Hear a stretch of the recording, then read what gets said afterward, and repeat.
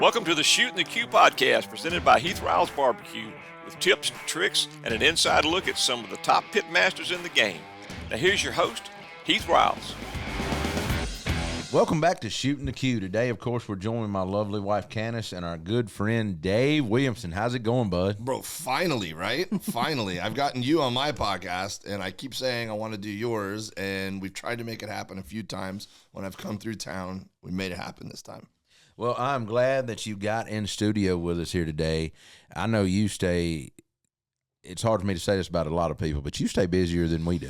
Yeah, you asked me when I walked in, like, how was your show last night? And I had to think, like, was my show last night or the night before? Because I flew to Ohio, I did a show, I missed my flight, I had to fly to Atlanta to get here. I mean, yeah, it all runs together, dude. And then now I've been adding more and more barbecue stuff to my schedule, so it's like, I look at my calendar and I'm like, do I have a comedy thing or do I have a barbecue thing this weekend, you know? So for everybody that don't know you, kind of tell everyone who you are and what you do in this crazy world. Yeah, the byline I like to use is I'm a professional stand-up comedian who is obsessed with barbecue. So a while back when I would travel all over the country and perform, you know, work on the road, they call it being a road dog. That's what they call someone who just kind of is constantly just saying yes to every gig and just going and working the road, you know. And I love barbecue. It was definitely like something I would do to make my weekends, like, because a lot of times like the comedy part's fun, but the rest of the weekend you're in some, you know, hotel on the side of the highway that some comedy club owner scraped together some nickels to put you up in. And, you know, early in your career, you just are like, say yes to whatever. Yeah, you're just there, you know? And so I'd always be like, dude, I'm going to find the best barbecue in every town.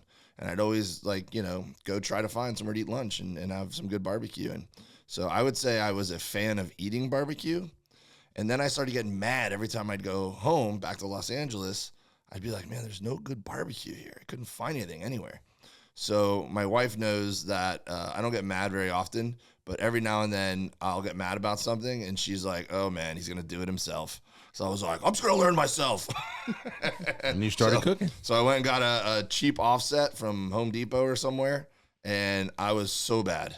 The first time I cooked barbecue, I literally put wood chips in the drip tray and charcoal, like, on top of the like the grate over in the firebox. Like, I had everything backwards.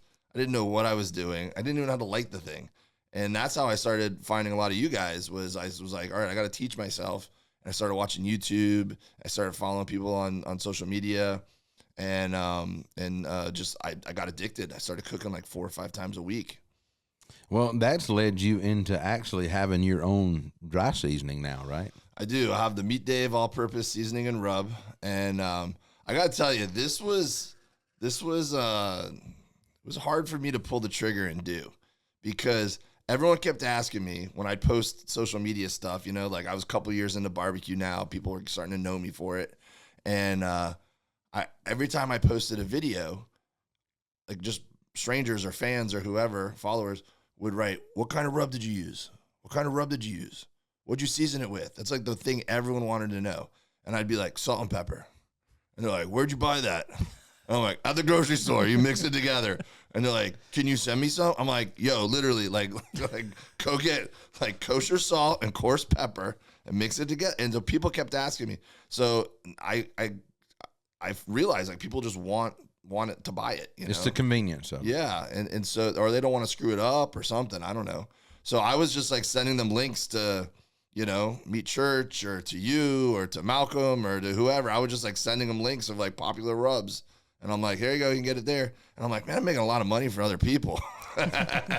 So I didn't feel like I deserved to put out my own rub at that point, right? Like, I was just a guy who was enthusiastic about barbecue, was meeting a lot of people in the barbecue world because I started a podcast, and was just so like, I don't know, just like I respect, you know, you guys and all the people I was meeting who were winning, you know, trophies at Memphis In May and making this their livelihood and like devoted their lives to this. And I'm like, I don't want to insult anyone and be like, look, I have my own rub too, you know? But so many people were asking me. And then during the pandemic, we went and did a drive-in movie theater tour with a comic named Bert Kreischer, who I know you guys know. I was touring with Bert a good bit at that point as one of his openers, and we went and did drive-in movie theaters. And we always brought a little travel smoker on the bus with us, you know, for quite a while at that point. And normally I would just bring a box of rubs and I'd mix them together and I'd figure it out as we went, right? Well, we weren't going home and coming back, so we had to bring everything on the bus with us for like 2 months at a time. So the bus was packed. And I'm like, man, I need to just mix something up with like a big vat or something and that I can just use on everything. So that was kind of my recipe. So the whole pandemic, I was putting that like, and we were cooking a ton because restaurants weren't open. I mean, this is like the heart of the pandemic, you know? And we had to make sure that we did not get sick, because if we got sick, the newspapers would light us up and be like, these guys are irresponsibly touring. So like, we really wanted to be careful about touring the right way and then opening the door for other people to tour during the pandemic, you know? So we were cooking. I mean, I was cooking eggs in the morning. We would, after a show, we'd get a little loose drinking some IPAs and stuff. And then we'd start building out like breakfast burritos for the next morning, you know? So we're just on the bus, like laughing and, you know, telling stories and ragging on each other. And then just sitting in the middle of the bus, just wrapping breakfast burritos. We're like, this is going to be so good in the morning when we heat this up, you know? It's like all you could do was eat and drink. Totally. I mean, that is during COVID. You could eat and drink, and that was about it. And y'all found a way, Cook it at home. sounds like. To, Oh man, it was we'd find ourselves, we'd be like in the middle of a field in Pennsylvania where we did a show, and then we have 40-year-old dudes just out like, let's go hike through the woods at like 2 a.m., you know? But this was my recipe from that, man. I was cooking steaks and briskets and beef ribs and, you know, pork and whatever. And so I felt a little bit more vindicated or validated after that. I was like, you know what? I'm proud of this rub that I made, and this got us through COVID, and I'm going to start selling this. So that's where that came from. So you've had actually Bert and Tom Serga both rave about your barbecue before, right? Yeah, there's some cool clips out there, man, for sure. I'm always so appreciative of those guys. And a lot of other comics too, man. I went on Jim Jeffries' podcast and actually brought barbecue in. And Bert was talking about me on Rogan's podcast one time. I woke up, I think I was sleeping in that morning, and I look at my phone, and my phone is like blown up, and I'm like, oh no, who died? You know, like, and yeah, man, I've been really lucky that, you know, that's kind of a fun thing about the rub too, is that I've given them to friends and stuff, and then, you know, I see these comics or, you know, entertainers that I respect and appreciate, and then they're like tagging me on Instagram that they're using my rub on their steaks and stuff, and so it's, you know, it's fun. I've sold t-shirts and hats and, you know, my albums and all kinds of koozies. I used to sell these rings that are like bottle openers and stuff like I've sold so much stuff as merch after my shows. This is the most fun thing to sell after my shows, because then people cook with it and they tag me in what they're cooking, and I get to see what people are using it for, and it's just a cool connection with people that I've met around the country at my shows, you know? Well, you know, the one thing about food, it always brings people together. You know it, brother. No matter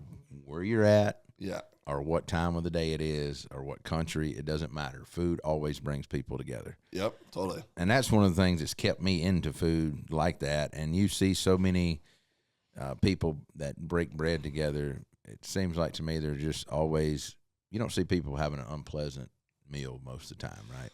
Well, I don't think it's an accident that two of my passions are barbecue and comedy. And I think that I love them both for the same reason, that if you're doing it right and you're doing it for the right reasons, you're doing it to make other people happy, you know? And there's just nothing like it. Like, it doesn't matter. Like, I was in the car business before I started doing comedy full time. So I was doing comedy as a hobby. And there was a lot of really great comedy clubs down in South Florida. So I was getting to open up an MC for like some big name guys even back then. And I'd be at my day job all day long. And the only time anyone ever wanted to knock on your door is if they wanted to complain about something. And it's like, hey man, we're here like doing things the right way and taking care of people and taking care of our customers. And then I'd go do a 10-minute set at the Improv that night, and there was 300 people who couldn't wait to shake my hand after the show to tell me that they were having a bad week and I made their week better, you know? And I was like, this feels good, you know?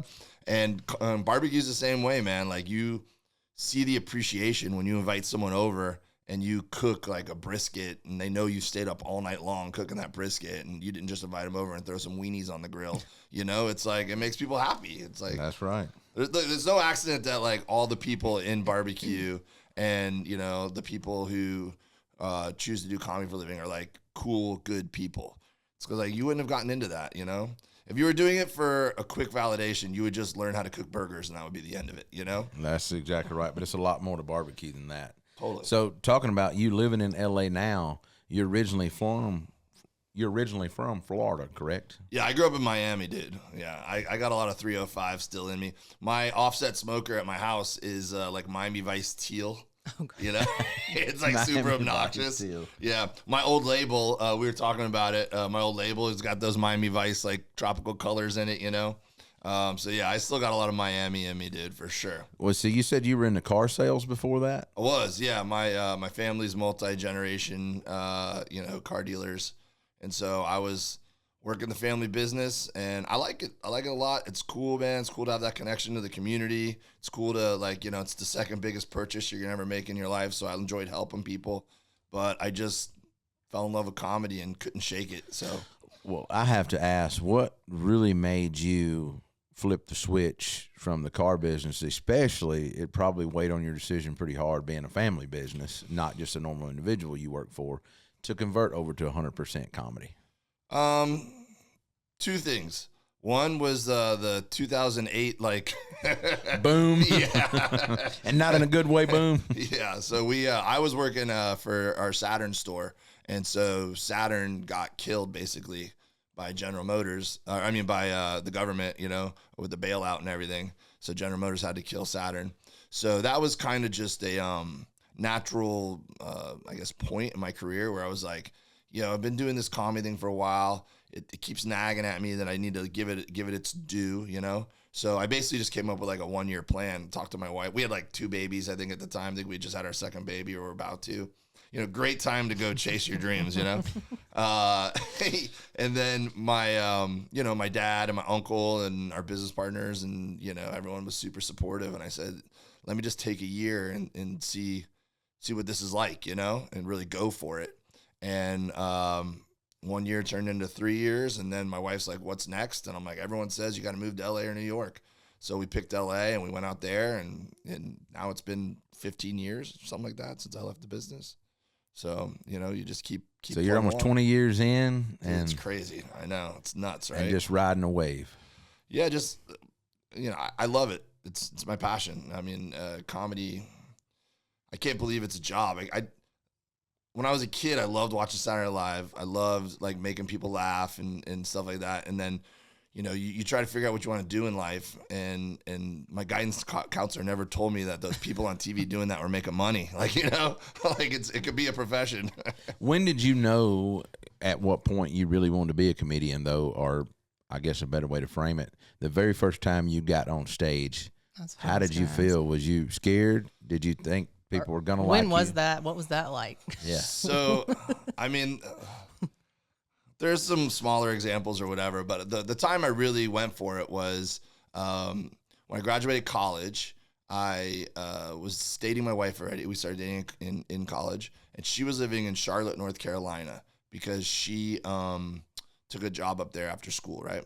So she was teaching up there, and so I really moved up there for her. I was like, you know, I moved home. I was at the dealership, and I told my dad then, like Goodwill Hunting, I got to go see about this girl. Like, you know, I need to know whether we're gonna like try to make it work or whether we're gonna break up or what. But I gotta go. I'll always regret it if I don't figure out what's up with this girl I've been dating, you know. So I just moved. I packed up my truck and I moved to Charlotte, North Carolina, and I got a job with Red Bull. And that was, honestly, there's a barbecue tie in there too, because I drove all over the state of North Carolina for Red Bull, and I would always, whoever was working with me knew we were going to stop and get barbecue somewhere. Yeah.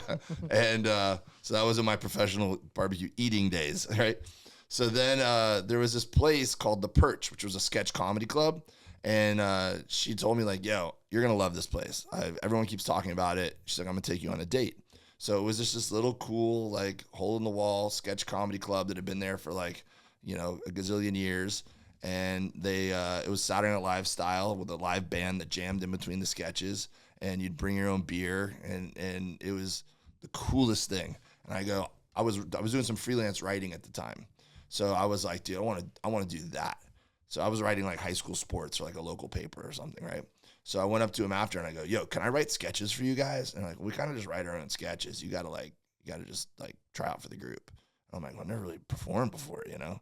So I did. I tried out. And I think the only reason why I got in is because I had a reliable car, and they had a road gig coming up and they needed someone to drive them. And I really took to it, man. I was writing sketches every week. I'd be in the Red Bull car, writing on my notepad, be like, dude, I'm going to get a sketch into the show this week. I know it, you know? And it made it less scary to do comedy that way, because you had like a cast, and one of the guys would do the rules at the beginning of the show. He'd come out, he'd do a little bit of stand up, and then he'd be like, all right, don't talk when the sketches are going on, and be polite. You know, he'd like go through all that stuff. And I could tell he'd do the same jokes for like a year, you know? And I'm like, hey man, I go, can I try that sometime? He's like, please. Like, you know? So I started doing the openings every now and then. And that was like my first like little foray into stand up, you know? And so when I moved back home to go into the business with my dad, I was like, there's nothing like that down there as far as like sketch comedy goes and stuff. So I just made sure I always had Wednesdays off, because Wednesdays was the open mic night at the Miami Improv. So I would go do, you know, open mics at the Improv, and then that turned into working on weekends, emceeing for people, and it just kind of happens, you know. Kind of went from there. Yeah. Do you still remember the first joke you ever told? I remember the first laugh I ever got on stage was from stand-up. It was a joke I wrote about how when let me see if I can remember it. It was fitting enough too. It's about food. I go, I love going out with the boys. I go, when we go out with the boys, we go out and we eat chicken wings, right? Because nothing makes you feel more like an all-American, jut-jawed, badass son of a gun, like eating little baby chicken parts. And then I acted out like me and my boys, like, yo, did you check out that chick over there? And I was doing the whole eating that. And I'm like, yo, want some blue cheese? Yeah. And it got a laugh, and I was like, oh, that feels good, you know. That's funny. But I'll tell you, to the second half of your question earlier, though, about like what made me kind of go for it, you know, too, was when I was emceeing. I was working, you know, I had my day job, and then I was working on the side at night doing the clubs, and they'd always ask me to MC the open mic nights and the little amateur contests and things like that. And there was this one night, I swear, I don't know if it was God trying to speak to me or what, but there was every single comedian up there was like an old retired dude, and his act was something like, hey, I'm the dentist of comedy, or hey, I'm the doctor of comedy. They were all like retired, like lawyers and doctors and like guys who were successful in life. And you could tell that now that they were retired, there was something missing, and they were chasing these old dreams they had of being like an entertainment industry. And I'm like, I do not want to be on stage one day being like, I'm the car salesman of comedy, you know? Like, I want to go for it, and if it doesn't work out, I want to know I tried and give my all to the next thing, you know? And so that was like an eye-opening night for me. And no knock on those guys, you know, whatever. I'm sure they had fun with it, and maybe some of them are still doing it. I don't know. There's nothing wrong with going that route. But you could just tell, like, I'm like, bro, you guys, why are you, like, open mics are so soul-sucking. I'm like, you guys did it. You're like, you got all the money in the bank. You I'm assuming had a successful career, and now you're chasing this new thing. It's like, just go sit on a beach somewhere, bro. You know? Like, well, that not only happens in comedy. You see it so much in business today in general, too. How many older guys do you see doing this right here now? Oh, that they've cooked competition barbecue. I could have done. Everyone loves my ribs. I could have. Yeah. Well, what gets me is, and I'm probably might get some backlash for saying this, but I'm gonna say it. Oh, controversial. You see so many older gentlemen on the circuit that go out here and they win with other people's stuff. Yeah. And they do it 10 years, and all of a sudden they come out with their own product. Well, do you think they've been using that product the whole time? Yeah. They've been using the person they've been tagging online the whole time and sharing the thoughts of and all that kind of stuff. They just didn't go out to, and been using their own product the whole time. Yeah. And a lot of people don't see that. And they're like you, there's gentlemen that try to make a run at it that they might have a good product, but they're not putting it out there the correct way. Sure. Kind of like the joke may be good, but the person telling the joke may should have wrote it but for you didn't write somebody it. else. That's right. Right. And that's the way. That's where the rub game has gotten. I feel like with some of these people, I don't want to say it's gotten weighed down, but everybody's coming out with a dry rub now, and some of them are already retired from a certain business, and it's not. They're not making a livelihood out of it like we are. Yeah, but the proof's in the pudding at the same time, right? Like I'm sure a lot of those guys get weeded out. Oh, they do. They do. And the barbecue community is such a cool group of people. I'm sure it's a lot like comedy, right? There are not too many out there that are really not cool to be around. Totally.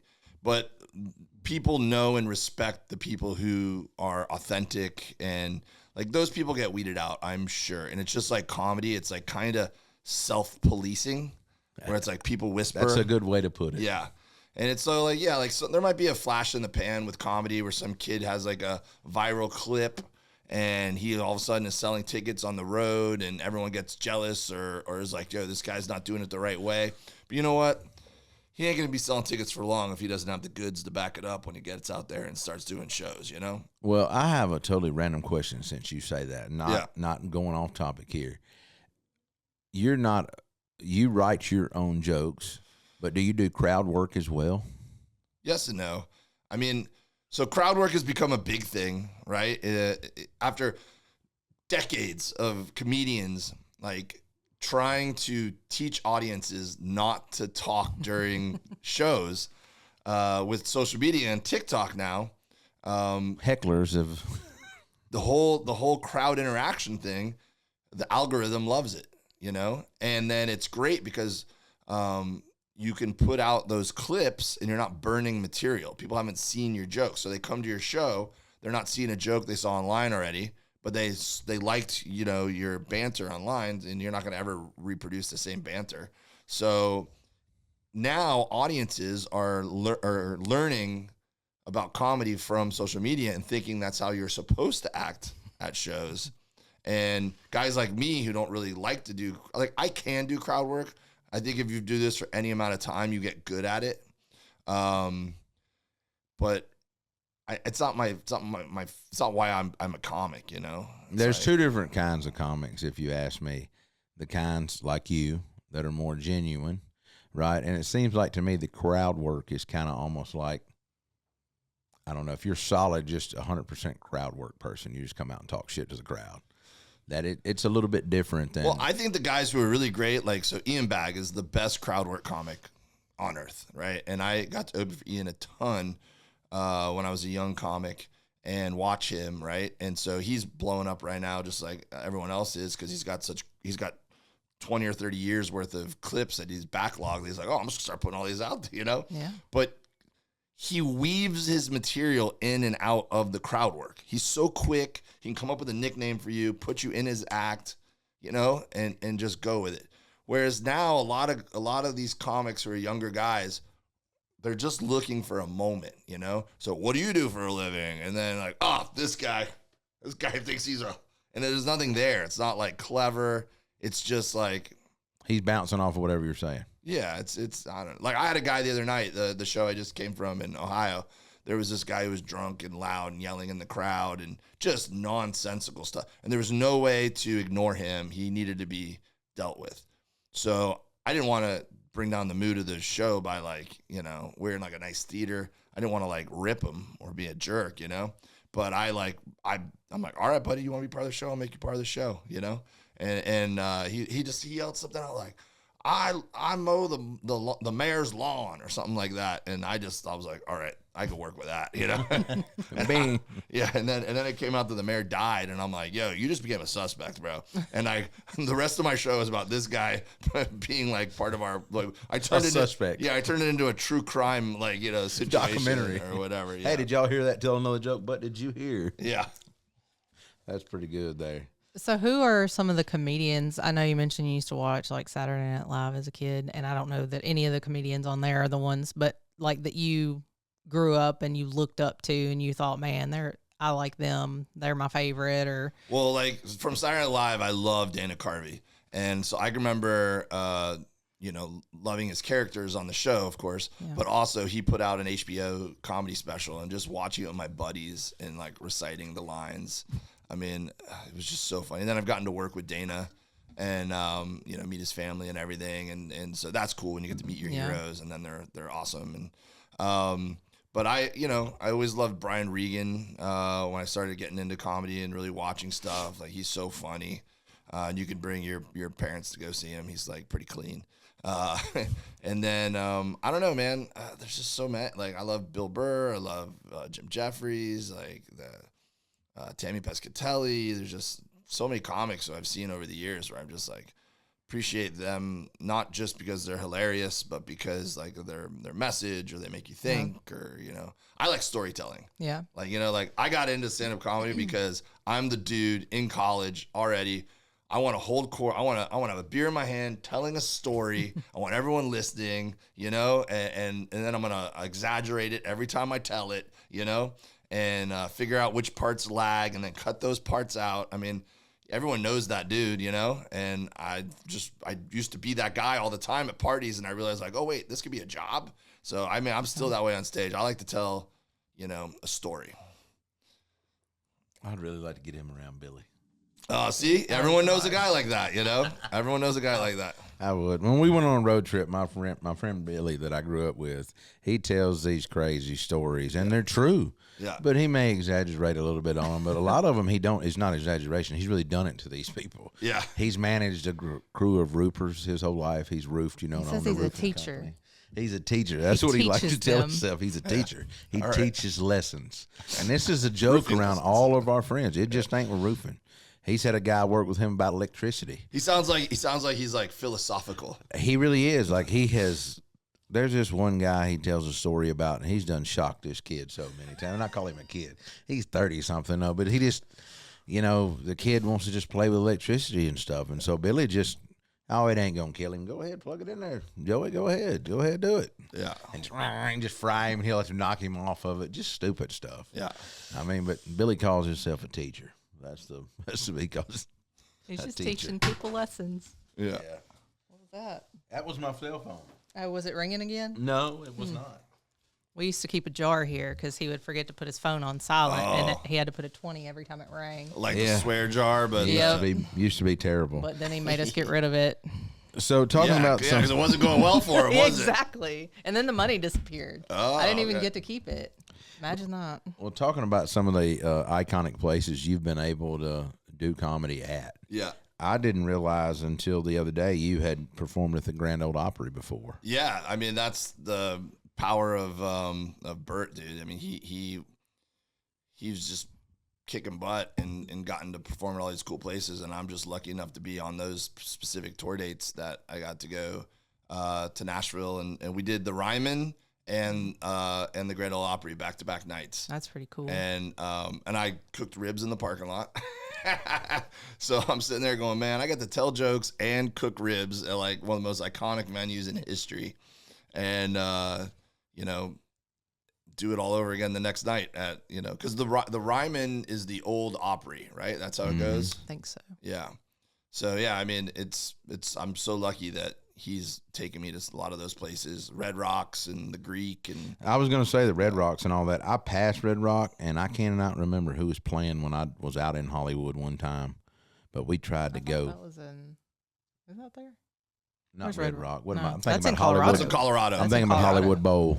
Oh, yeah, Hollywood Bowl is awesome, dude. I've not Red gotten Rocks to is in perform Colorado. I can't remember what was going on there, but it was a big show when we were out there. But that's like also like, man, when you think about like, don't tell anybody, but like when you love something, barbecue, comedy, whatever, you'll do it for free. Like, like we do this because we love it. So the fact that it's a job is like icing on the cake, right? And then when you sit and I'm somewhere like that, or like when we're in Key West and we're out on a fishing boat and we're getting to do all these like cool life experiences like that. And I'm just thinking like, dude, barbecue did this. Like, we're here because we love something, and it's a common like thread with somebody who wanted to build that. And like, I'm like sitting there, like, we're on that sandbar. How cool is that sandbar in That's Key pretty West? awesome. It is very cool. I know the weather didn't cooperate as much this year. Hey, as far as Florida So goes, we got off the hook. Like, it could have been way worse. So It could've they're been about to way get worse. pounded by a hurricane right now. So Yeah. we're okay if a little thunderstorm comes through. And I think some of that's Key West this time. Milton is. Yeah, Unfortunately. yeah, they'll get some bands and stuff for sure. But I mean, we're sitting out there, big green eggs, tents, burgers, lobsters. Everyone's, got their tools and like literally cooking barbecue with water up to our knees and just going like, man, barbecue did this. Like what a cool thing, man. It definitely is. I don't know. That Key West event is one for the books for people that has not been or is not involved with it. Unfortunately, it is. I don't know. It's kind of like hard to describe. There's not going to be another location, another venue to do the impact that it has, or where barbecue carries you out in the middle of the ocean like that. Cooking. So what are some of the other barbecue events? You said you're starting to get asked to do a lot more barbecue type events. So what is some of that you're getting to do? Well, I mean, so it started with Memphis in May, which I think might be where I met you guys. So I went and did at the tail end of the pandemic. I wanted to go tour and do my own dates, right? And not all the comedy clubs were open yet. Some of them had even closed down permanently. Right. And a lot of the big name comics who were doing theaters and whatever were now doing comedy clubs to knock the rust off. So I was having a hard time getting more than maybe a weekend a month, right? So I was like, dude, I've built this like fan base in barbecue now, and I have like all these great friends that own restaurants and venues. I was like, I should just go do a barbecue tour. So I did. I did 2 months of comedy in barbecue restaurants, and it was awesome. It was one of the coolest things I've ever done in my life. And one of the people I talked to was Craig Blondis from Central Barbecue here in Memphis. And so I was going to do a show at one of his locations. And then he hits me up and he goes, hey, man, that's the week of Memphis in May. He goes, what if I just had you perform in my tent for a party at the venue? And he goes, we'll just do it like that way instead. He's like, I'll cover it, whatever, you were thinking you're going to make on ticket sales. And I go, if that's all right with you, I go, that's all right with me. He's like, yeah, I think that'd be a lot of fun. I go, all right. And then I had Malcolm on my podcast like a week later. And I tell Malcolm, I'm coming to Memphis in May. I'm going to perform in, a tent there. And he goes, oh, okay, Dave. And I go, is that not a good idea? He goes, it's a little aggressive with the noise and everything. A little bit Yeah. aggressive. So I showed up. That was the first thing that I got to do like that. I got to go do comedy at Memphis in May. And, everyone kept telling me like, yo, we've seen everything here. There's been DJs, bands, strippers, artists. They go, we think you're the first comedian to ever do stand-up comedy at Memphis in May. And it was awesome. Yeah. I started doing the show, and the people in the tents next to us asked their music people to turn it down so they could come over and look over the wall and listen. And then everyone walking on the sidewalk by the river stopped and was, I had a crowd, And so I was only supposed to do like 30 minutes. I did like an hour. And so that was like a blast. So then, I went back to Memphis in May, not this past year, but the year before that, just to. Well, you hung out with us pretty much. Yeah, hung out with you guys, ate free food, bounced around. And then the Key West thing was the first one when they did it last year. Yeah. That was the first time I've been asked to like cook on people's teams a lot. Yeah. I've gotten a lot of offers. Different people go, come cook with us in Memphis in May, and the Hogs for a Cause and whatever. Yeah. And so I've never done a lot of that. Like I'm like, I'll pop in. I don't want to do whatever. And but the Key West thing, he called me up the first year and said, hey man, why don't you bring your own team? And I was like, like we were talking about with the rubs. Like I was like, dude, are you sure, man? I go, I don't want people to think that I'm like, trying to, like the guys you were talking about who retire and start their own rubs. I'm like, I don't want to be that guy, He's like, nah, dude, we'd love to have you. You bring a lot to the table and whatever. And I'm like, all right, cool. So I put a team together the first year. It was me and Jody Flanagan from RecTech, who's one of my, good buddies. And Jody's one of the best. Day one supporter of me, like the guy's always been so cool. We've done events together. We've cooked together for videos and stuff. So I just know I like cooking with Jody. I like hanging out with Jody. So Jody was an easy invite. And then Roy Bellamy is on the Dan Le Batard show. I've known him since I was a young comic down there. Those guys always were cool to me. I invite them out to shows. Roy would always bring his girlfriend, who's now his wife, out to shows and stuff. And Roy is always talking about barbecue on the Dan Le Batard show. He's going to do a turkey for Thanksgiving, or he's got something lined up for, football season or whatever. So I was like, I bet Roy would get a hoot out of this, So I hit him up and I'm like, Roy, this is strange. I go, but I'm putting a team together to cook down at Key West. Do you want to come? And he was like, all right. So it was me, Jody, and Roy. And then my son, Owen, was there the first year too. That. Yeah. So we were, I was like, look, we'll just have fun. We'll do the best we can. Try not to embarrass ourselves, And it was just so awesome. If there's ever going to be a barbecue competition that I'm going to give it a go at, one that includes lobster diving and fishing is definitely the one. Yeah. Because I grew up doing that stuff, So I was like, all right, it's a little bit of, and you guys know, like that one too, it's like for charity. Everyone's down there. It's kind of a vacation. So it's not like spending $50,000 to have a team at like Memphis in May. It's more just for like the hang and, right. And go. That's right. So, anyways, the first year we did well. Like we scored really well on 3 out of 4 of the proteins. And we did terrible at fishing and diving, though. And I was like, dude, how did this happen? I thought that fishing and diving were going to be our only chance at, like, not embarrassing ourselves. We did terrible at that, but we did really good on the cook day. So we were excited. I was like, dude, we're running it back, same team. And we're going to see we're going to see where we can do this. And they figured out, too, they adjusted some of the stuff and I think they're going to adjust it again now. Oh, they're going to keep adjusting it for sure. So we went back this year and we won the overall. We didn't win any of the single category. We didn't win like barbecue or fishing or anything, but we did good enough in everything that we won the overall. Overall, yeah. And that was like so cool. I was so happy for Jody, if nothing else, because Jody, if he doesn't already have everyone's respect, I hope that this, lends itself to people knowing that Jody can flat out cook, man. Oh, he can. That guy is a beast. And he just, dude, he is on top of all that, dude. He was definitely the captain of our ship. And so it was just cool to see people happy for him and for us. And for me, it was cool because the only reason why I even got an invite to something like that is because, and I hope I articulated this when I was exhausted, because I was doing comedy shows at night too. I was headlining the comedy club. We didn't make that. So I was doing the barbecue stuff all day, which is exhausting enough. Like, you guys see. Oh, yeah. And then you were rushing over there this year to do comedy. And then I was going out to the bars.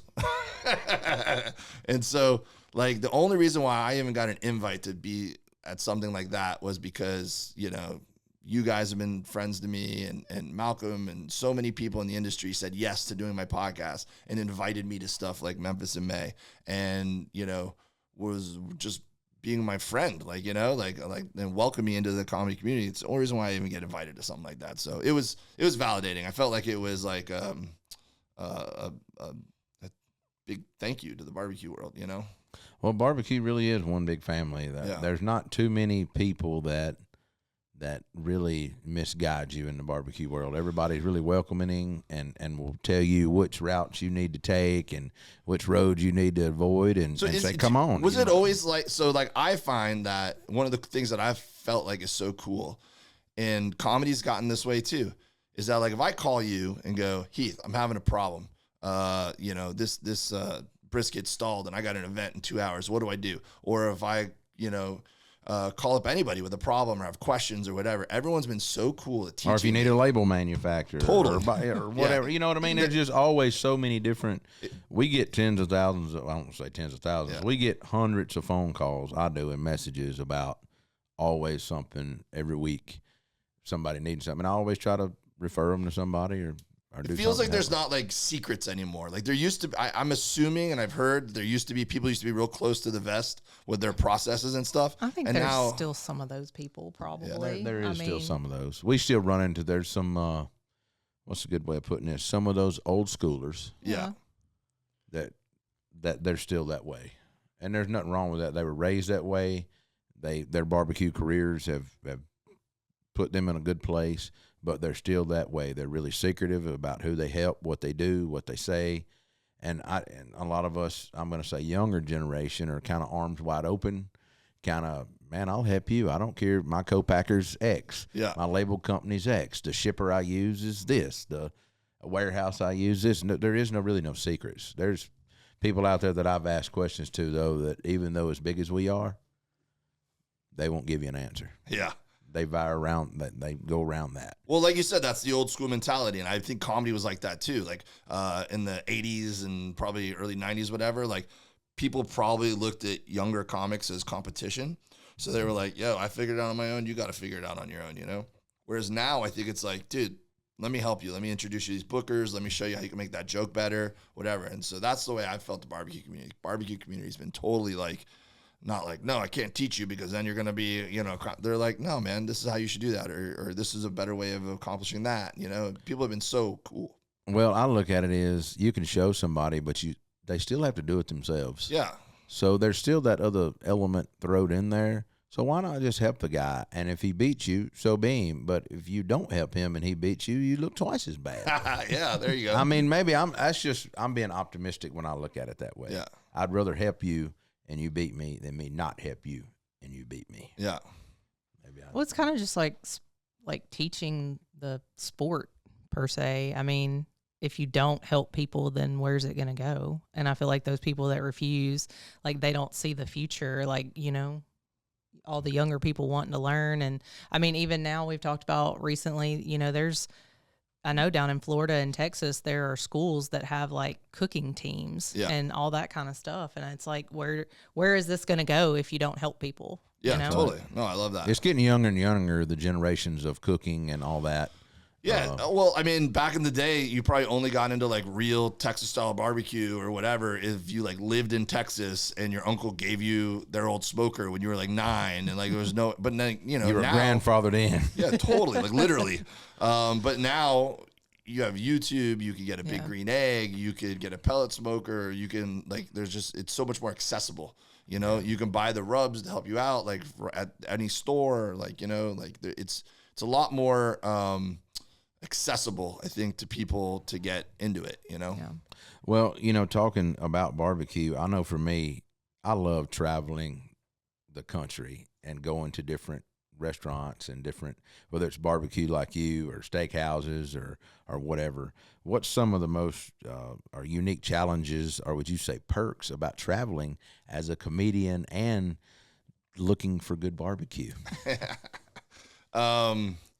Well, I will tell you that I basically started my podcast as a sham because I was already going and eating at all these places. So it was a perk to be able to hit up these places and go, hey, I'm in town doing a comedy show at XYZ Theater or Comedy Club. Would love to interview your pitmaster for my podcast. And so I found out that when I was coming in a professional way, like they were excited to meet me. I was getting a free t-shirt. Hey, lunch is on me, you know, like, and so I was like, oh, this is great. I don't care if nobody listens to it. Like, I'm getting free lunch. I mean, ribs for free. And then I'd give them some comedy tickets for the show that night. There was some extra people at the show. And it was just like a symbiotic relationship, you know? And then it boomed into, people, now fans, like when I had the travel smoker on the bus, fans like would bring us like proteins. Just like, I'm like, dude, I know what this costs. I'm like, dude, this guy just dropped off like $1,000 of meat to us, you know? And then I'm putting it in the freezer in the bus, and I'm like, dude, do not let this, like we'd leave sometimes for 2 days and then come back. I'm like, do not let the freezer defrost. There's so much money in steaks in the freezer, you know, and stuff like that. So I'd say that's a pretty good perk.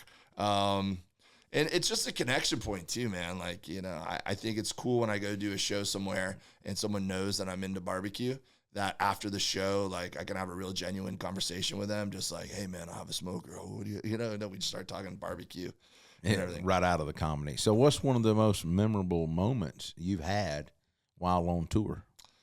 Oh God. Probably the ones that I don't remember. Well, I think I'm still disappointed you weren't at the Memphis. You remember when Bert toured through Memphis and we called you Yeah. Because we ended up getting a suite there, and I wish you would have been in town. That was then. the We fully could've- loaded, right? Yes. Yeah, that So was the cool. first year that they did fully loaded, which for people that don't know is this huge outdoor, like minor league ballparks is what they mostly use for it. That's what it was here. And so for the first year, I did the tailgate for the whole tour. And they weren't sure how the tour was going to go. So they were like, Dave, why don't you just come? You can do the tailgate. We know you would love to do it. And then we'll probably throw you up on a couple shows. You know, you'll be like our utility guy. And I'm like, dude, I love that. It sounds like a blast. I'll do that for a couple weeks for sure, right? So I was cooking all night and running the tailgate of the festival. And the first night they run down, they go, yo, we need you to MC the show tonight. So-and-so didn't make their flight. And I was like, all right. So I'd already been up all night, like cooking, you know, out in this loading dock. I was running the tailgate and serving barbecue for 2 or 3 hours. And then I ran up and hosted a 4-hour show. And then they were like, hey, that went good. Why don't you just host every night? And I'm like, oh, okay. And I'd already like announced to the fans I was going to be running the barbecues. I couldn't like not do that. I brought all the stuff and whatever. So I was literally running the barbecue at the tailgate, having a blast doing it, and then running up and emceeing 3 or 4 hour shows, and then breaking down my barbecue setup, cleaning up, going out and partying with the other comics, and then waking up in another city the next morning, figuring out where, if I had proteins defrosted or if I had to go get some or whatever, putting them on the smoker and getting them done by whenever tailgate had started at 4 o'clock and just doing it. Wow. And it was, Over but again. it was literally one of the coolest. And like combining comedy with barbecue has become such a fun thing for me to figure out different ways to do it. Like at the Key West thing, just headlining the club at night and then, you know, having all the barbecue people come and whatever. It was so cool. Like having the crossover, you know? And so, now I'm doing the Gundo Comedy and BBQ Festival. And I was running a comedy festival before the pandemic in my neighborhood, El Segundo, which is known as the Gundo, as a nickname, right? And it was the same thing. I kept walking around town, you know, years and years ago. I'd walk around town, and I was just like, there's so many cool venues in our neighborhood. Like, it would be so cool. It would be such a good spot for a comedy festival. There's so many cool venues. And I said it so many times. My wife was like, just do it. You know someone else is going to do it, and it's going to piss you off. So she's like, just go for it. And I'm like, yes. So I started a comedy festival in my neighborhood. It was so fun. We built it up over like 5 years. And then the pandemic happened, right? So it kind of got killed. And then everyone kept asking me after the pandemic, when are you going to bring it back? When are you going to bring it back? I'm like, I don't know. I'm like, it's so much bandwidth to throw a festival. And it just, I don't know if like the return is going to be there. And it was cool because I liked it because it gave me like a little bit of a presence in my community. So, you know, when you're a comic, you don't have company picnics or anything like that. Or like, you know, I can't like sponsor my kid's soccer team and be like, sponsored by Dave Williamson's jokes, you know, or something like that, you know? So it was a way for me to have a brand, you know, the Gundo Comedy Festival, and kind of like give back to the community through that, you know? And so anyways, I was like, I don't know if I want to bring back the comedy festival. I go, but you know what would make it really unique and more fun and just something like different and that I could get really excited about is making it a comedy and barbecue festival. And there's so many barbecue events out there. There's so many comedy events out there, but this is the only one that'll like combine both those things that I love. And so we tried it out and we did it and it was awesome. Biggest mistake ever was I starting it the day I got home from Key West. Oh gosh. Oh, man. So I came in on fumes after Key West and then had to start an entire week of shows and cooking that day. So luckily Mel, Dark Side of the Grill, he came with me and was a great friend and helped me. He's lived in my front yard, basically. That's where all my smokers are. And me and Mel just cooked all week. And I was running and setting up chairs and making sure the comics were booked. And he was probably calm as a cucumber, just smoking a cigar. With his White Claws and his cigars. And my wife told him, you're allowed to come in the house. She's like, you can hang out in the house. And he's no like, shoes. He's probably barefooted in the front yard. dude, he's like, this weather out here? He's like, I'm staying out here, man. And he had a little setup in my front yard. Yeah, it was a blast. So it went great, man. I'm going to grow it. I'm really excited where it can go. You know, Yeah. we got some videos, so we got some sponsors and stuff around it. But then if I could bring, you guys out and some other friends. As long as it's not directly after Key West. No, I think I'm gonna move it like April or something. I don't know. Well, the bad part about Key West this year for us, we're gonna have to make it one of those kind of trips because the Ace Hardware Trade Show is the week prior. Isn't that in Florida too, though? No, that's in Chicago. So I'm gonna have to leave. It rotates around. It has been in Florida before, but that was the spring one. The fall one was in Chicago. And that's the way it is next year for August. And so we got to leave Chicago and come straight to Key West. I do next year. I won't never come home. Well, I think you guys will make it. I'm going to make it work. She Yeah. won't be there. But I mean, we have a 2-year-old. she'll at home, fly straight so to Key I'm West, not I'm doing sure. that. But We'll figure it out. Yeah. it's I'm sure it's kind of hard trying to be in multiple places at once. You kind of just get to a point where you have to go, can't do this one. I'm going to do this one only. Yeah. I mean, we're telling that lingo right now. I'm trying to figure all that out ourselves because sometimes it's hard. It really is. Oh, no, totally. And then I started we were like, okay, let's start looking at next year. When do we want to do it? When do we move it? And so I started putting down the dates of like all the different stuff, Hogs for the Cause and Memphis in May and whatever, and the Key West Invitational, whatever. And I'm like, there's not a lot of holes in the calendar. Like, there's a lot of stuff. This over here. That's what we do. It goes nonstop. And it seems like it's always stays heavy full. spring and heavy fall. Totally. So I'm thinking maybe I do it in LA sometime when people want to come out and enjoy the LA weather. So maybe like it's still cold other places, but we have pretty good weather year round, and then bring people out. And so this is the way I want to do it. Is tell me if you have any feedback here, okay? Is the way I did it this year was I just did a bunch of comedy shows and I incorporated barbecue into the comedy show, the food for the comedy show one way or another every night, right? Either having a vendor or I cooked or whatever. I want to do a big barbecue event like in our park in El Segundo during the day. So maybe it would be like, let's say we have 10 booths set up, right? And it's like you have a booth and the shed has a booth and whatever. And so it's like a food sample, right? So you go through, you get your barbecue bite, you can meet you guys, I'll have you guys do classes, maybe whatever. So it's like a traditional, just a barbecue thing during the day, right? And then at night, there's going to be like different shows going on around town. And then, so you guys would be there hanging out for like 2 or 3 days and you'd do that, the main thing during the day. But one of the shows at night, like would be your show. So it's like Thursday at this venue, you're going to see these comedians, but you're also going to get Heath Riles barbecue, so then people it's like you become part of the draw for that show. So it's like, oh man, dude, we want to target that show because I want to try Heath's barbecue or I want to try so-and-so's barbecue. That makes sense. Yeah. And then that way That's cool. you can just hang out and watch the shows the rest of the night and just be there like having fun. But you have the one, it's worth your while coming because you have the one thing during the day and the one thing on one of the nights, whatever. So That is still cool. workshopping it, but Sounds good. That does sound really cool. I can get behind that, especially when it gets cold here. yeah, we get you some surf lessons during the day. Oh, Send you Now- up to Malibu one day to Dave, be He all really looks fancy. like he's a All jokes aside, I know you're a comedian and all, but do you really see this?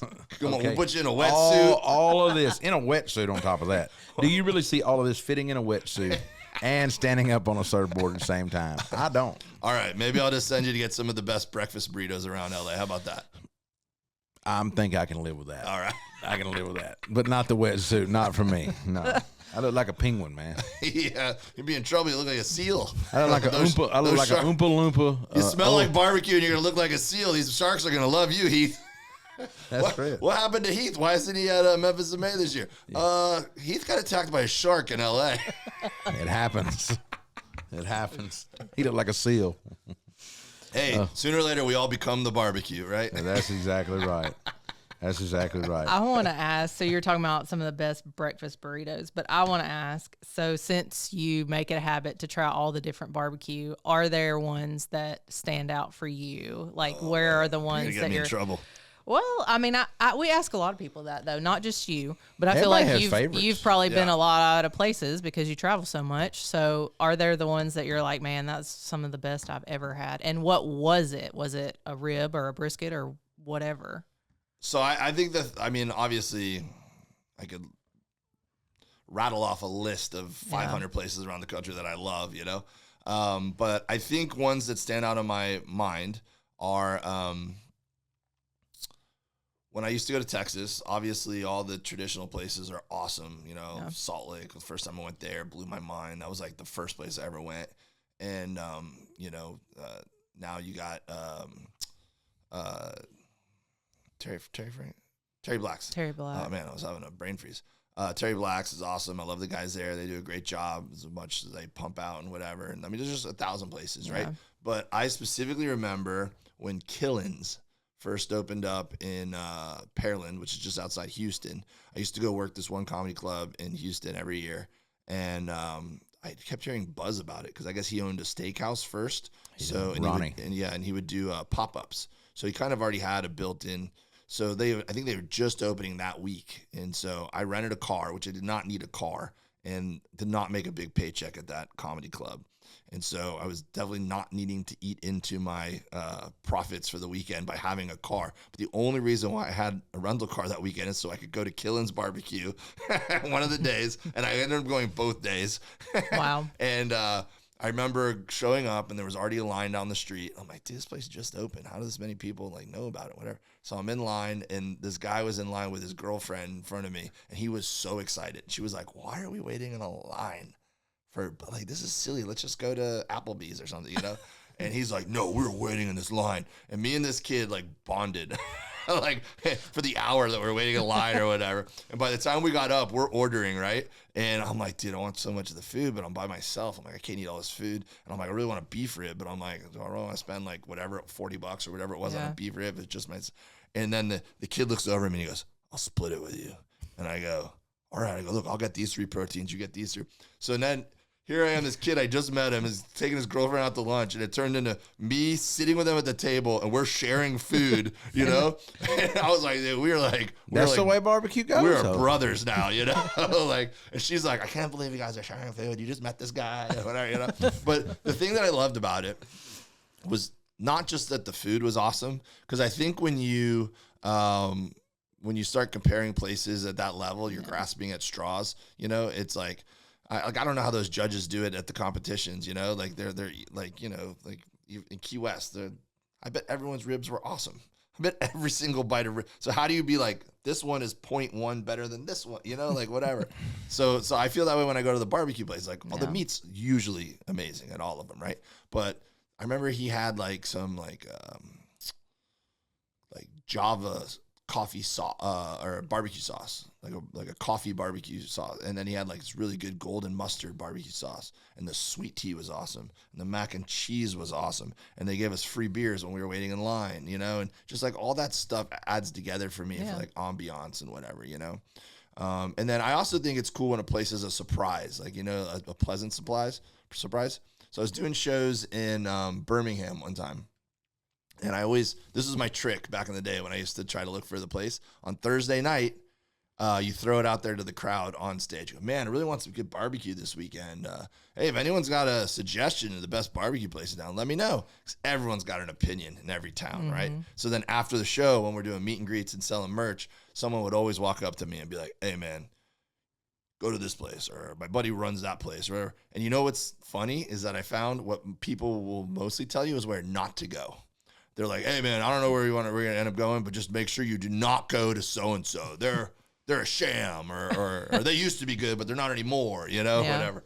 And so anyways, I was in Birmingham. We were doing a show at the Stardome, and I threw it out there on Thursday, and this guy comes up to me after the show and goes, hey, man, I run a barbecue joint here in town. I'd love for you to come. He said, my name's Matthew. It's Matthew Statham, right? And I'm like, all right, cool, man, yeah. And so we went the next day. I was with Bert. Me and Bert went. And, I don't know, could be terrible. It's just, but I met the guy, and he told me to come out. And a couple other people had mentioned, like, go to Saw's, and that was it. Saw's Barbecue was one of the coolest surprises because it was just this cool little hole in the wall. He's got some really good sauces. Oh, my goodness. And back then, I don't know if it's like that now, but back then, each location was a little bit different. They had like a little twist to each location, right? And this one was Saw's Soul Food and Barbecue or something like that. So it's like everything had a little bit of a soul food like twist to it. And I had a sweet tea marinated fried chicken sandwich with a scoop of pimento cheese and white sauce, Alabama white sauce on it. And it changed my life. I was like, dude, I thought I was coming here to eat like, pulled pork today, and I had got this chicken sandwich, and I'm like, this is the best thing I've ever put in my mouth. So needless to say, I've done shows with Saws now. Like I've become very good friends with Matthew, and I've eaten that same chicken sandwich every time I'm anywhere near Alabama. Wow, I never have ate the chicken sandwich there. I never have ate at the restaurant. I've had the sauce. Yeah. At several times, but I never have ate at their restaurant. Because what's the other name of the restaurant we need to try out? We had him on the show over in Birmingham. Full Moon. Full Moon Barbecue. Oh, I've heard of that. Yeah. We haven't been there. I haven't been. either. But They He sent us me some some chow sauces, chow. though. They were good. And some of his white barbecue sauce and some of his all-purpose seasoning. It's like a Greek-inspired. Ooh. And I'm going to tell you, really, really good. See, I love that, Really man. good. I love that there's like twists now. Like Yeah. everything's not just like, just strict Texas style barbecue or Yeah. whatever. Like there's so many different things that have a little infusion of this, and it's like the waters have been muddied a little bit. Tell me if I'm right or wrong on this, right? So back, it used to be like Memphis for Memphis style barbecue, Texas for Texas style barbecue, and there was like a big debate. Which one's better? North Carolina? But now a lot of places. You see fusions, people that's come in Yeah. from other cities, and you go to North Carolina and you got Texas style barbecue up there. Totally. And you come to Texas Memphis style now, barbecue with a North Carolina twist, like they'll, Yeah. I've always think around here we've had a Kansas City twist. yeah. Always, because Memphis has been long known for dry rub ribs. Not that many people eat dry rub ribs here. Just the Rendezvous does them well. Most places, everybody gets them wet or muddy. Muddy is light sauce with the rub on top. And that's how a lot of people prefer them here. Memphis muddy, and Lord knows the Mississippi River is full of mud, so that's a great name for them. It's really not a dry rub town. But we've got some Texas-style places that's come in here. Bain Barbecue. Supposed to be really good. I've met the owners. I hate to say I hadn't been. It's on my list to go down there and eat, but they do fresh pastrami. Their pictures and stuff online look amazing. Everybody that's been talks about how good it is, and I need to get there. Man, I like zoned out and was just smiling while you were talking. About Yeah, that. it's which is hard to beat. There's some iconic places here. Yeah. Big Mo called me again the other day because he tells this to everybody he sees. You really need to be packing when you go, and you need to go at 11 o'clock when they open, and that kind of place. It's in the hood. Payne's Barbecue. Chopped sandwich with mustard slaw. Yeah. It doesn't get any better. Cozy Corner downtown, the ribs and the half Cornish hens. Excellent. Just excellent.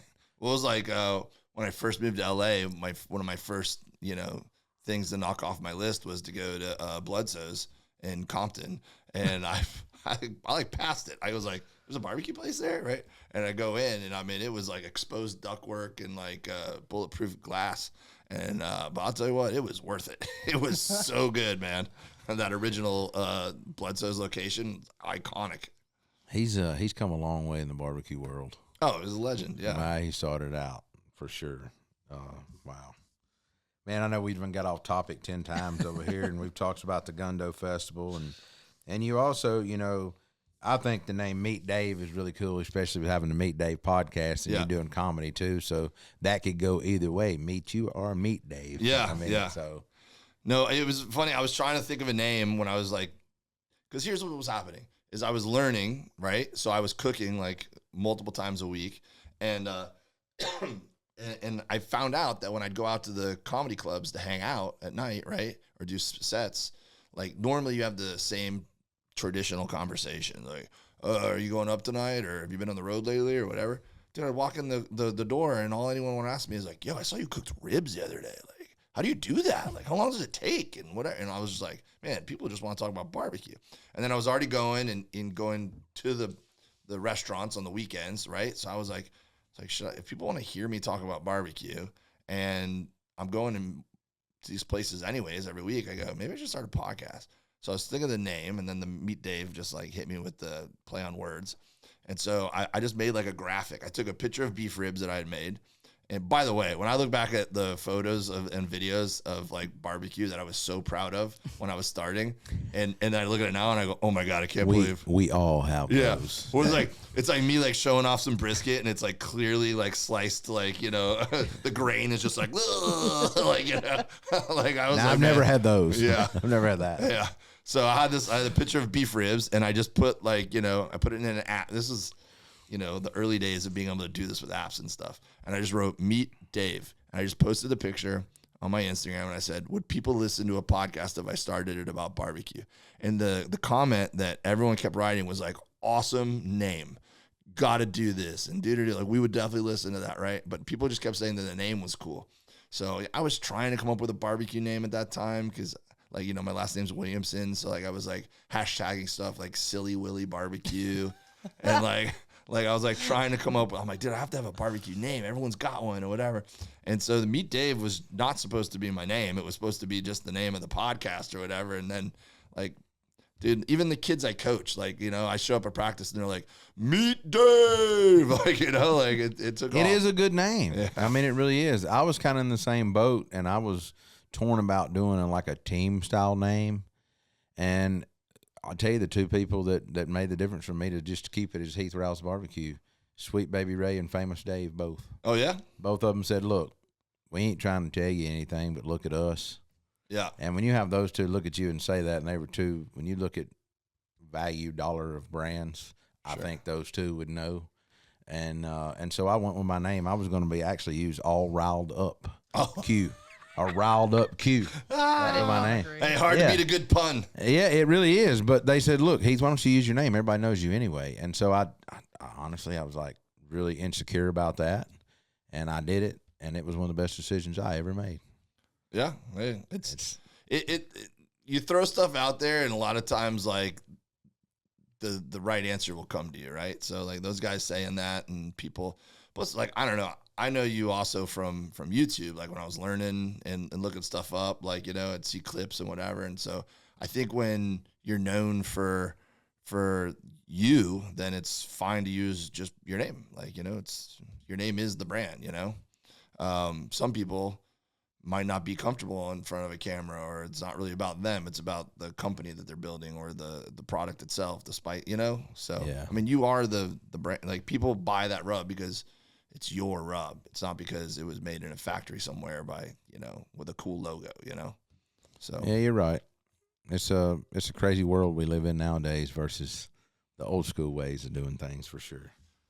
So talking about podcasts, you said it's very hard for you to stay consistent with your podcast every week. So have you thought about maybe turning it almost into a food blog podcast as well? I definitely want to build my YouTube. I mean, I've started putting the episodes up on, YouTube, so I can start building that. Yeah, I was telling you off camera earlier that I have an idea of maybe expanding the podcast into more of a hang with some different branding.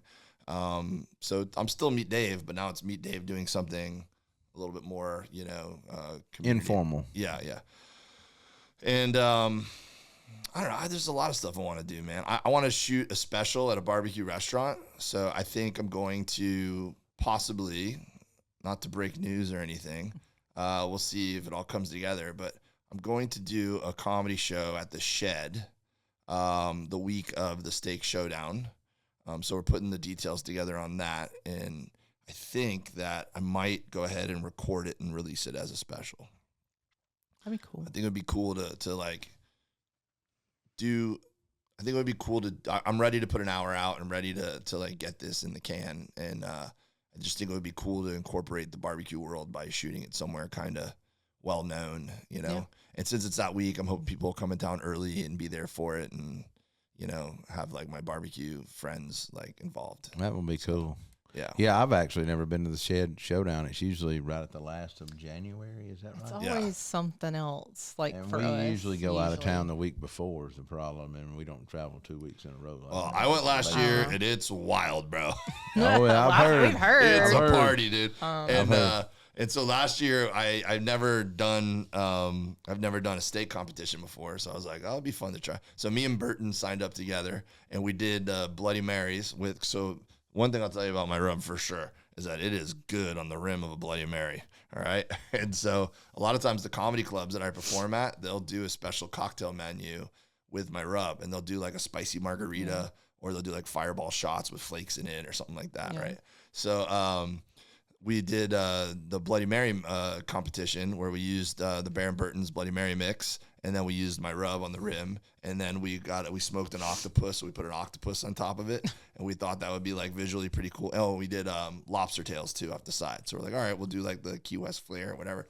Dude, I'm going to turn it in, and I'm like, oh man, people are gonna be blown away by this presentation. Dude, people had like science fair projects like this big with like flowing volcanoes with Bloody Mary like into the glass and back, and I'm like, oh, we aren't gonna win anything on this. like this is insane how like big people go on this. I will say Brad and Brooke do it right when it comes to that kind of stuff, and they've kind of took that mentality, I think, of the Jack Daniels. And have you ever been to the Jack up that way or anything just to hang out? Seeing the dessert turn-ins at the Jack Daniels, Candace will tell you. It's something. It's it's like you're saying, every dessert that gets turned in is like a mountain. Well thought out year-long project they have worked on. That's like beautiful. Yeah, it's like it's a shame to like you don't want to eat it. Yeah. Take all the pictures. A lot of people go up just at dessert turn-in and watch like what people. Because you have to set it down on in. the table so everybody's snapping pictures and stuff. And you incorporate Jack Daniels into it. So you a lot can of imagine airplane bottles and there's all kinds caramels and just it's crazy. So then we did the steak, and that's the opposite. The steak is like everyone's like trying to like make it perfect, and I'm just like, what if I just didn't even trim it, just turned in a big ass like just a, you know. I've tried that same thing. It don't work out as well. Well, they want hockey pucks nowadays. That's not a real steak. I know. I think they should go to no time whatsoever. You cannot tie your steak off. Okay. It'd level the playing field. Yeah. And it would show, it wouldn't make it, some steaks is going to bust open, during it, and some's not. I don't know. The appearance, they're not, I don't know. Well, that was like part of, so in Key West, like part of the, the whole, I think the process for us is I was like, dude, I definitely took this philosophy to the first year, and we carried it over and even more to the second year. So the first year I'm looking at it and I go, Jody, we're not going to like just go up against, Heath Riles, Memphis In May rib champion and all these guys and just turn in traditional ribs. And, like we're just not going to do that, like we'll get our butts kicked, So I'm like, we got to be really creative. So Jody and I had this recipe that we kind of, it evolved through a viral clip that I did a couple years ago. And we made peanut butter jelly ribs. And so that was like a way to stand out, right? And then we dressed there was no rules really. They didn't tell us any rules. So we dressed the boxes up a little bit. Like the first year we did like a bed of peanuts and we put the ribs in there and it looked kind of cool, And like when we did salmon, like I have a salmon recipe I really like. So I swapped out whiskey for the rum that was the sponsor, and we made a mango salsa, and we just really dressed it up, And so this year I was like, all right, we need to be creative. Like that's the only chance we have is I'm got to use my creativity, right? So when we did the steak at this year's festival, instead of just turning in like just 4 bites of steak, right? We made like a whole beach scene. So I used salt and then like some greens, and I made like a whole scene in there. And then my son couldn't come this year, but it was cool because it made him feel like he was part of it. He 3D printed me a bunch of gold doubloons. So I put gold doubloons in the bottom of the box, and then I put the steak on top of the gold doubloons, and we put gold flakes on the steak, and then we did a little like cup of butter, so a little liquid gold there on the side. So it was a pretty box when we turned it in, right? Yeah. And I was like, that was my version of the Bloody Mary. That was I'm glad I'm hearing all this. I didn't turn in nothing, just stuff in the box. Yeah, I think most people probably did. But there was nothing in the rules. It was like a half and half mix, I think, of people. Some people took it more of a chef's competition, and some just threw the stuff in the box to turn in. Yeah, well, that's what all the things on TV, like everyone always tells me, like, you should try to go on BBQ Showdown or all this and whatever. And I'm like, I've auditioned for those a couple times, whatever. I mean, ultimately, I would love to host that stuff. Like, that's my goal. Like, I would love to be in the entertainment side of barbecue and like create opportunities for people and host that kind of stuff, But also, I feel like those aren't like I just have learned how to make meat. Like I'm not a chef, and those guys are chefs. I'm not a chef. Yeah, Like those guys, they're like, all right, you need to do a brisket in 3 hours. And I'm like, all right, I could maybe like sit there and figure out how to do whatever the meat, like part of the competition is. Like, but then they're like, you need 3 original sides that connect to your family history. And I'm like, oh my God. I'm like, I could maybe pump out some mac and cheese and make up a story. Like, you know, like, and they're doing like desserts and they're drizzling shit. And I'm just like, I don't know how well I would do with all that stuff. Wow. That's kind of crazy. But that's like, so someone like Rashid, who's like one of the coolest people ever, who came in second place on the first year, that like, he is an amazing pitmaster, but he also, that boy could cook, bro. He knows, really can. Yeah. He's got the all the fixins on the side. And I mean, I've had him on my podcast so many times. I can listen to that dude talk for hours. So like having a backstory with his family lineage of this thing and that, I'm like, oh, he's like the guy who needs to be on those shows. He's a really good guy. We just had Rashid Phillips, for people that don't know. Yeah, we just had Thyra Matthews on. Oh yeah, you know, with the mop sauce. Yeah, he's and his pecan rub, which is pretty good. He's a great guy though. He's real entertaining. Has a real entertaining flair to him. Yeah, no, I definitely picked up on that. He was sometimes I watch those shows and I'm like, I get along with that guy, or I would definitely, and it's so funny that I like a lot of them I've met since then. And like Chuck's Flavor Train, when I first started getting his stuff up on my feed, I was just like, oh, this guy and we'd be buddies. And then when I met him and we like became like fast friends, Oh, it was like I'd known him for 10 years, Chuck is 100% solid. Yeah. That's the same way I felt about him. Like when he popped up on my feed and we started working together, doing some stuff, and then meeting him in person, he's just a great guy. Yo, let me tell you guys about this. So another dude like that is Chef Bonotto. And Chef Bonotto is, he was on, what's the one with Barbecue Brawl. So he was on Barbecue Brawl. So I was watching Barbecue Brawl to watch Chuck, and then I saw Bonotto on there, right? And Bonotto lives in LA. He lives in Venice. I go, oh, that guy doesn't live far from me. I bet, it'd be cool to meet that guy or whatever. So Chuck comes to LA and I do a project with Chuck, and so Bonotto comes to hang out. So I get to meet him, and he's like, yo, let's hang out, whatever. So I'm telling him, once a month I do this show in LA where I cook barbecue and I have awesome comics, and it's a rock and roll venue. It's like one of the coolest things.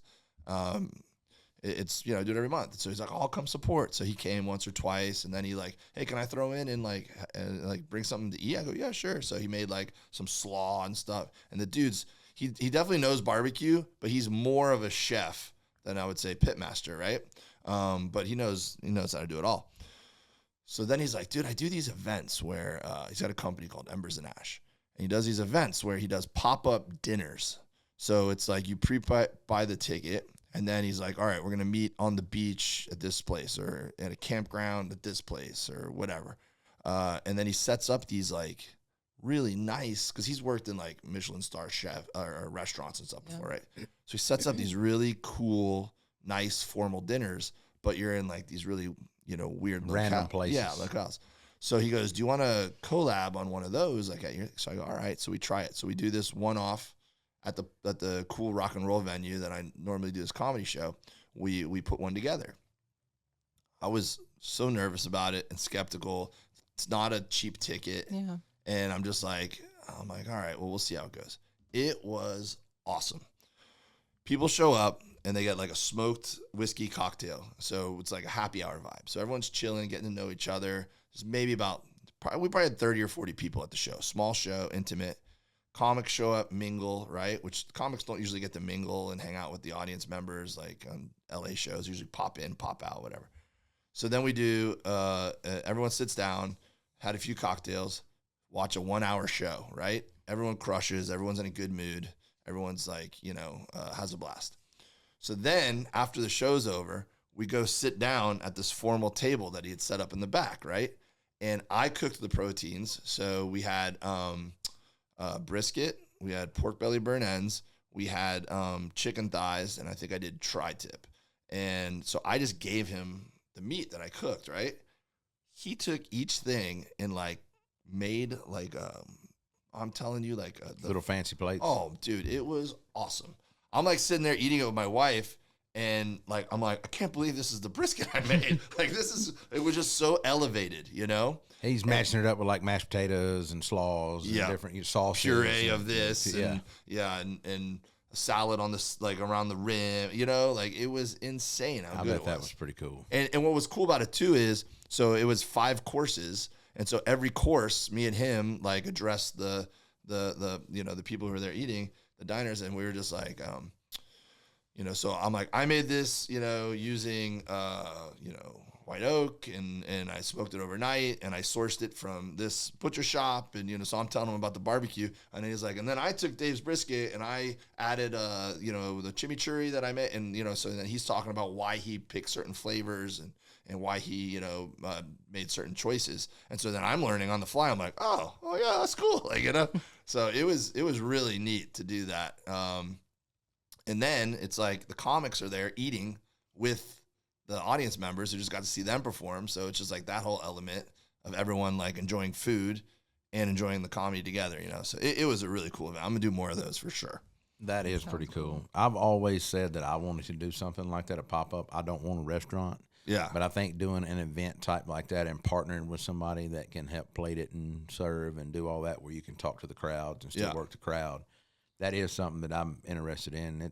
I've had friends that wanted me to come to Nashville and Chicago and other cities to do it in their restaurants. I just hadn't had time. That would be a very cool thing to do. Well, that would be awesome to go to someone else's restaurant and just be like, you know, here's Heath Riles, you know, ribs, and then see how they dress the plate up, you know? Yeah. Pretty cool. Wow. So, man, what tips would you give anybody for barbecue just wanting to get into it as a beginner? Ask a lot of questions. Don't be afraid to fail. Surround yourself with good people. And honestly, just go for it. Like, I can't tell you how many times people... I get a lot of questions. Like, people message me a lot, and I think it's because I'm a barbecue resource who's not intimidating, right? I think that, like, you know... I don't know. I'm sure a lot of people reach out to you, but I'm sure a lot of people at the same time are like probably embarrassed to ask you questions. Some of them, yes. Yeah, they don't want to sound stupid, but there's not a stupid question in barbecue. I learn something new every time I cook. Totally. But you're so established in this world and you've won a lot of trophies and stuff like that. So it's like, I could see where someone would be intimidated to ask you like, oh man, what if he thinks this is a dumb question, you know, or too fun. Whereas me, I'm online being an idiot every day. Like, you know, like they're probably like, oh, Dave won't care. Well, I'm an idiot every day too online. I mean, that's not that's a known fact. My wife calls me an idiot every day, so I know that I am. So, but that's the edited version of what I call you. Yeah. But so many people tell me, they're like, oh, I'm afraid to try doing a brisket because it's expensive. And what if I mess it up? And so I just tell them like, look, man, it's the only way you're going to get good briskets is by making some bad briskets. And by the way, there's no such thing as a bad brisket. As long as you don't like set it on fire and make it like inedible, you're still going to be able to chop it up and make tacos out of it or something. A soup, put it in a soup, or put it in a stew after that, whatever you need to do. It's not going to go to waste. Like, you know, like you're going to figure out a way to eat it. And then maybe you knock it out of the park, dude, you know? But you don't know unless you try and you go for it. You said it exactly. You don't know till you try. And so many people give up before they even get started. Yeah. And I'll say this too, and I think you hit on this a little bit earlier, is that to me, what I found out also is that barbecue, a lot like comedy, is equal parts following a recipe or following a set of instructions, but also art, where you got to like have your own variation, you know, like you got to put your own little, maybe it's a little sprinkle of this, or, you know, you're feeling it out a little bit, you know, it's not just like, all right, brisket's at 2:03, time to pull, you know, you're not a robot making a you got to be like, man, the point's a little off from the flat, and do I let it ride? A little more resistance. Yeah, so you got to use your instinct with it, you know? So it's like equal parts science and art. And same thing with a joke. Like you're asking me about crowd work. You know, well, look, I prefer to do just the stuff I've written, but if I can sprinkle in some crowd work or bring back a joke from earlier or do something off the cuff and mention something about the town that I'm in and insert that into my joke, it's equal parts of like something I've rehearsed 1,000 times, but also making it seem like it's the first time I've ever done it. And just like no brisket is ever going to be the exact same. No performance is ever going to be the exact same. So I think that's how you have to approach it, and not just like follow the instructions that someone gave me, you know? Yeah. And that's how you're going to get the best, most authentic result in both comedy and barbecue. Well, that leads me to the question, what's been the most rewarding moment in your career so far, whether it's been comedy or barbecue? Well, I think that, so I'll give you two answers on the barbecue side. I mean, I think just winning the grand championship in Key West was really cool.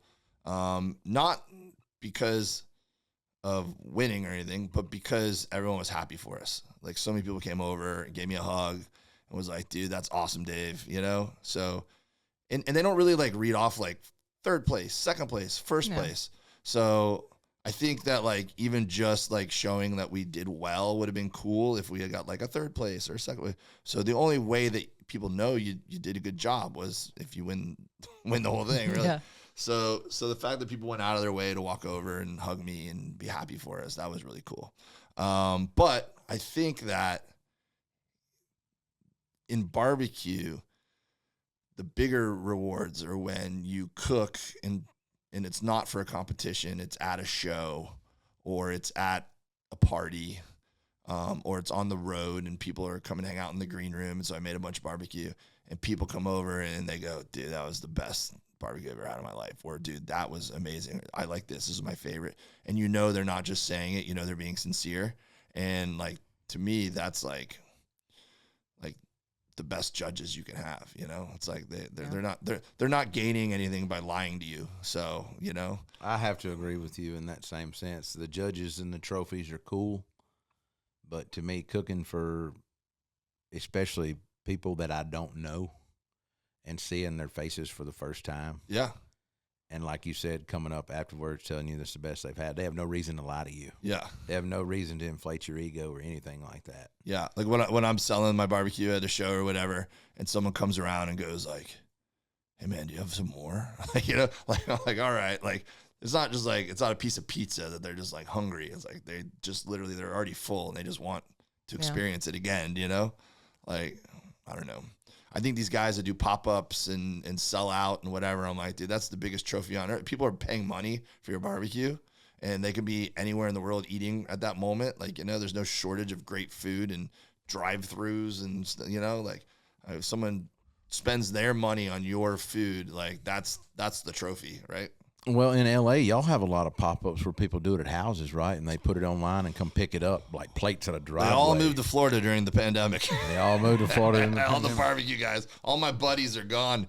Yeah, we still have some great pop-ups out there. My buddy Bart's Barbecue, who I learned a lot from over the years, he's still doing pop-ups and everything. And there's a couple other dudes who do a good job with it out there for sure. But yeah, I would say pre-pandemic and during the pandemic, that was like the thing. I'm trying to think, like Trudy's Underground was Bert Bachman. I'm embarrassed, I can't remember his last name. But he had like a really popular one. There was 5 to 10 characters all around town who became kind of like locally famous for doing the little underground stuff. And I need to do more of it. I've done it a few times out of my yard because all my setup's in my front yard. Right, because we don't have like big yards in LA. So my backyard is for my kids. I built a big clubhouse and basketball hoop and everything in the backyard. And so the front yard's where I like put my first smoker. And then I built a deck for it. And then I got a bigger smoker. And then I got a rec tech next to it. And then I got fast forward now, I have a big giant, offset that I got from SG Metalworks out there.